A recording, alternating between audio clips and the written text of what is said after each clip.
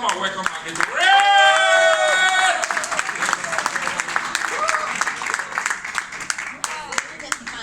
Yes.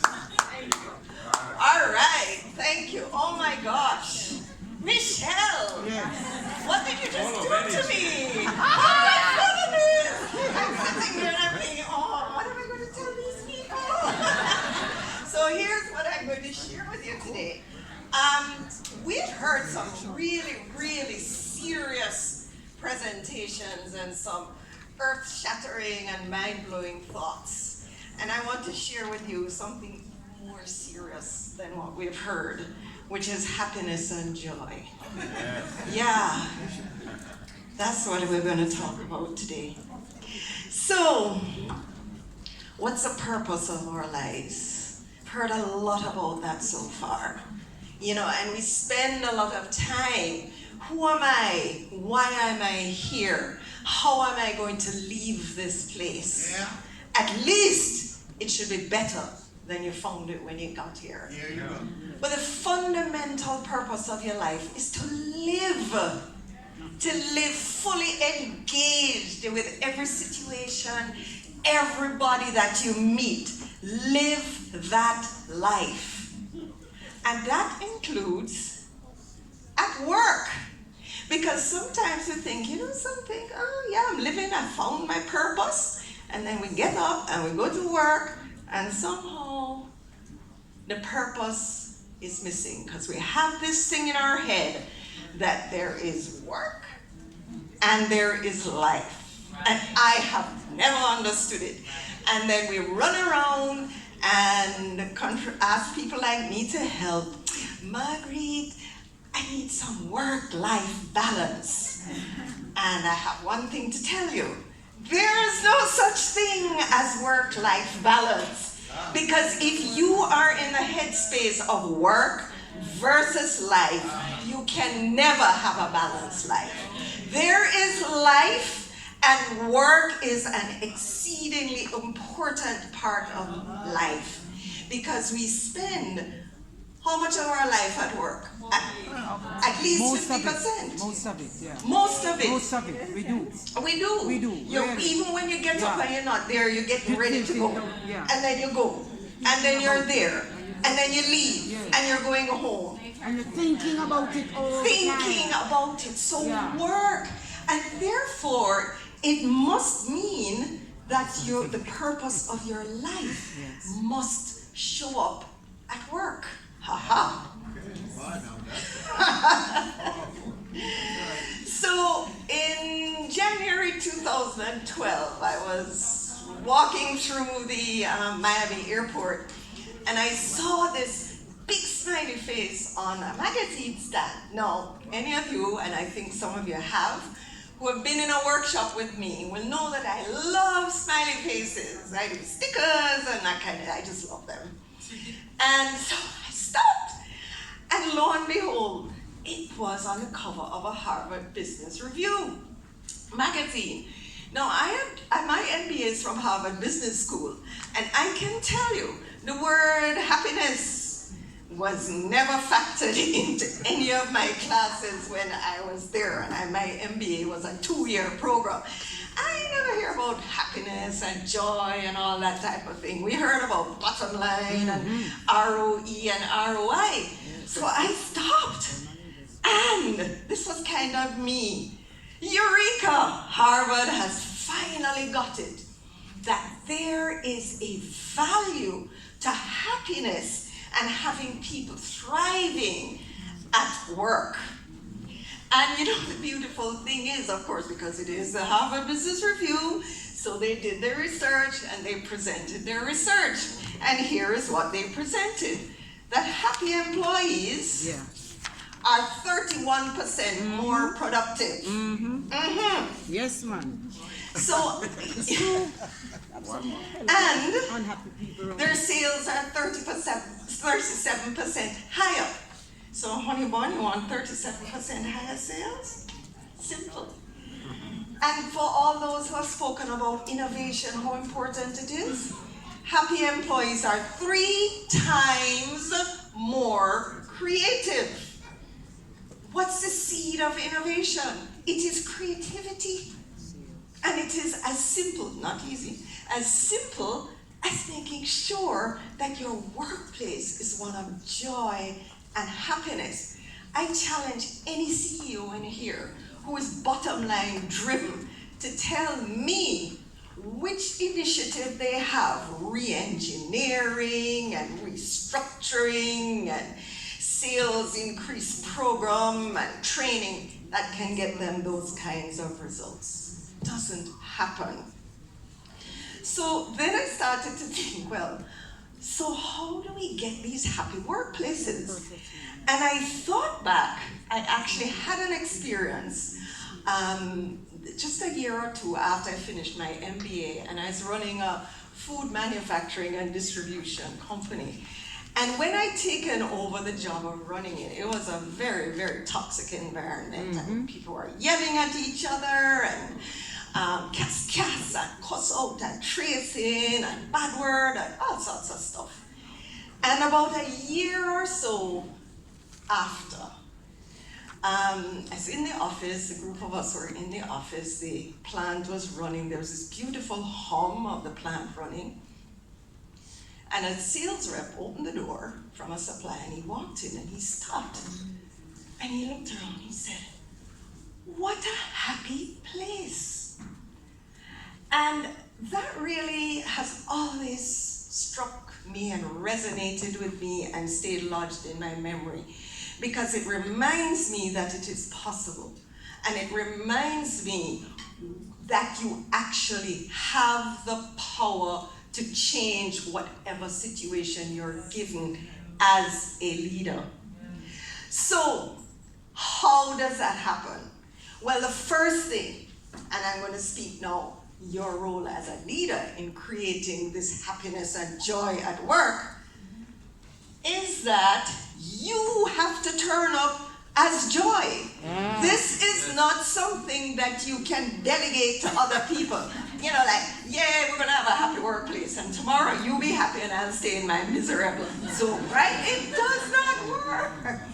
You have to turn up as joy. And that joy you express in your own way. You may not be as laughy as me. That's okay. My clients have come to accept me and love me as I am, because that's who I am. Yeah. But that does not mean that you don't have an innate joy within you.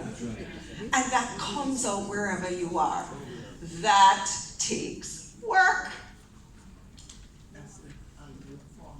Daily work. This is not something that you say, well, I'm going to do it in January and then for the next 11 months we'll just chill. It's daily work. So I'll share with you what I think is the most important thing you can do as a leader to make sure that you lead the joy revolution at your workplace. And I know this is about business, but it can be anywhere you turn up. It is to be clear on your purpose as a leader. You see? Yeah. I had an experience the other day. I'm coaching someone who's a principal of a school, and she says, you know, Marguerite, should I be like this? Because I've read that leaders are supposed to do this or be like this, and I admire this leader or that leader, and they do this. I said, no, you be the leader that your heart calls you to be. And so one of the very first things that when I'm coaching leaders that I do is I have them write down their vision of a leader, who they deeply and authentically desire to be as a leader. That has nothing to do with any management book, nothing to do with anything that anybody like me and Alex have told them, nothing like that. It is just deep within you. Who is this leader that is bubbling to come out? Articulated. And then, how are you being? Because leadership doesn't start with the doing. That's right. It starts with who you are, your values. Someone spoke about that, principles. It was Alex who spoke about the principles. What are your values? And how do they show up consistently in all areas of your life? Because for you to be that authentic leader, be that way everywhere, in your family, in your church, your community, in your association, and at work. And then, this part, take your practice to work.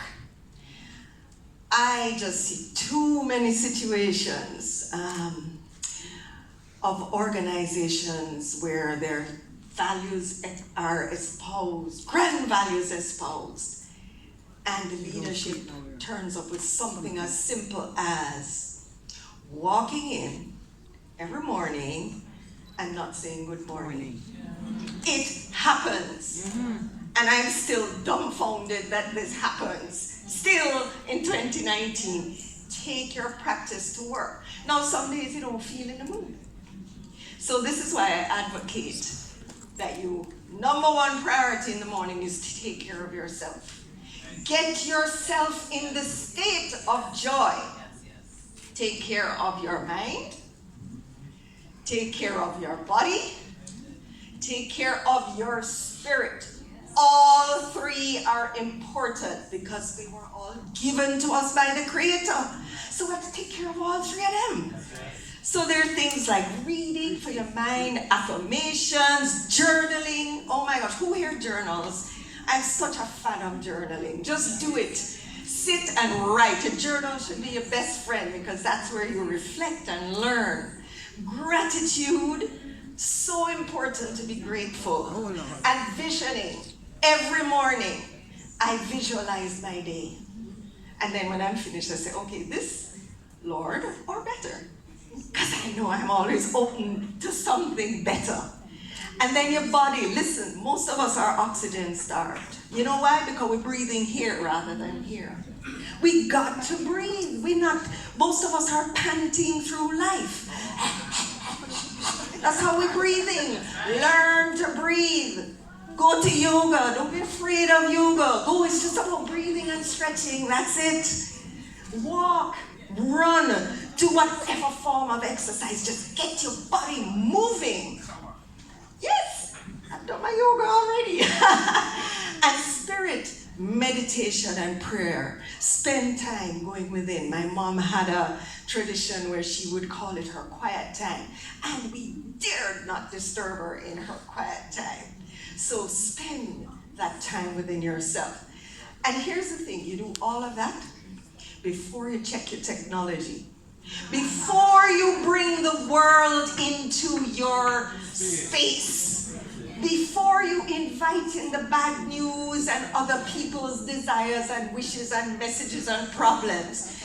Ground yourself in joy, and then, trust me, whatever comes up won't bother you. I have a quick story, but I think we're short on time. So don't leave home without your joy. Consciously design your morning ritual with intention. Have a shorter version, because those of us in business know you always have to have a plan B. So my morning ritual is like an hour and a half, but I have a 20-minute version for the times when I don't have time to do everything. Wake up earlier if you have to. No, some of us already wake up at 3 o'clock. Well, try. If it's not working, try something else. Keep experimenting with what works for you to take care of mind, body, and spirit. Have a lead domino. What I call a lead domino. It's something that's going to trigger you. There are mornings when you're in bed and you're like, oh, I can't face yoga and reading and meditation this morning. And then my lead domino is our shower. So I said, okay, I won't do all of that. All I'll do is get up and go and have my shower. Because that's my lead domino. Once I go and have that shower, everything else flows. Just have some trigger that's going to get you moving no matter what. You have to play games with your mind, because it's always playing games with you. And then just do it. So let's together turn up the joy. Turn up the joy. Because we want Jamaica not just to progress economically, but joyfully, that people are happy and feeling wonderful about life and living here. That's what we want. So I'm going to ask you to commit to one thing just one thing that you can do starting tomorrow, that you can consistently practice every day, that will bring more joy to you, that will help you to be more joyful. Because if you want to change the world, start with yourself. Be the joy you wish to see. I appreciate the joyful woman. Come on, somebody. Thank you so much. Before I bring in Zach, I just want to drop a little nugget for you. There's a lady